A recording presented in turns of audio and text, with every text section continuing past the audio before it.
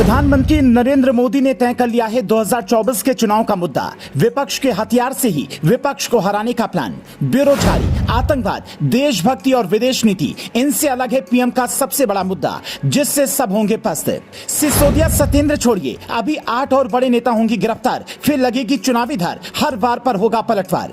विपक्ष इधर अपनी ताकत के लिए रास्ता तलाश रहा है, उधर पीएम मोदी ने 2024 के लिए अपना सबसे बड़ा हथियार चुन लिया है। बीजेपी और बाकी पार्टियों में यही फर्क है, जब तक दूसरे लोग चुनाव के बारे में सोचना शुरू करते हैं, तब तक तो बीजेपी के नेता सारी रणनीति तैयार करके आधा काम कर चुके होते हैं। अभी के हालात को ही समझ लीजिए। नीतीश कुमार विपक्ष को एक करने के लिए नेताओं से मिले, राहुल गांधी छोटी पार्टियों को पटाने की कोशिश में लगे रहे, फिर केसीआर और केजरीवाल को किनारे कर दिया, क्योंकि कर्नाटक की जीत ने उनको अलग ही आत्मविश्वास दे दिया है। लेकिन पीएम मोदी ये तय कर चुके हैं कि उन्हें किस मुद्दे पर चुनाव लड़ना है। विपक्ष को लगता है कि बेरोजगारी पर यह चुनाव होगा, कुछ जानकारों को लगता है कि आतंकवाद और देशभक्ति पर यह चुनाव होगा, कुछ लोग मानते हैं कि राम मंदिर पर यह चुनाव होगा। लेकिन पीएम मोदी ने जो मुद्दा तय किया है वो इन सबसे अलग है। पीएम मोदी इस बार भ्रष्टाचार को अपना सबसे बड़ा हथियार बनाकर चुनाव में उतरने जा रहे हैं। इसीलिए मनीष सिसोदिया ही नहीं, कम से कम 8 और बड़े नेताओं की गिरफ्तारी अभी हो सकती है, जिनके नाम हम आपको बताएंगे। लेकिन उससे पहले इस खबर को पुख्ता करता पीएम का यह बयान सुनिए। उन्होंने कहा था, भ्रष्टाचार के खिलाफ उनकी सरकार की कार्रवाई से कुछ लोग नाराज हैं, इसके बावजूद वो और उनकी सरकार भ्रष्टाचार और भाई भतीजावाद के खिलाफ इस लड़ाई से पीछे नहीं हटेंगे। भले ही उनके विरोधी उनके खिलाफ कितना भी बड़ा गठबंधन बना ले, कार्रवाई नहीं रुकेगी। आप जरा देखिए कि नेताओं पर गिरफ्तारी की तलवार लटक रही है। सोनिया गांधी और राहुल गांधी दोनों जमानत पर हैं।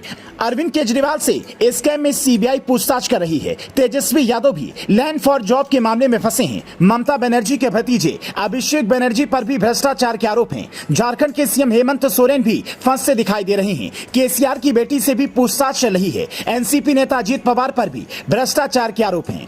पीएम मोदी जिस गठबंधन की बात कर रहे थे, वो किन लोगों का गठबंधन है, उन पर क्या आरोप हैं? अरविंद केजरीवाल नीतीश कुमार के साथ मिलकर आरजेडी से हाथ मिलाने की कोशिश कर रही हैं। केजरीवाल और तेजस्वी दोनों पर भ्रष्टाचार के आरोप हैं। ममता बनर्जी और केसीआर, अखिलेश यादव मिलकर एक गठबंधन की कोशिश कर रहे हैं। ममता के भतीजे पर भ्रष्टाचार के आरोप हैं। अखिलेश यादव और केसीआर की बेटी पर भी भ्रष्टाचार के आरोप हैं। अगर ये सभी पार्टियां मिलकर कांग्रेस के नेतृत्व में गठजोड़ बनाने में कामयाब हुई, तो सोचिए कांग्रेस के नेताओं पर तो भ्रष्टाचार के कैसे कैसे आरोप हैं।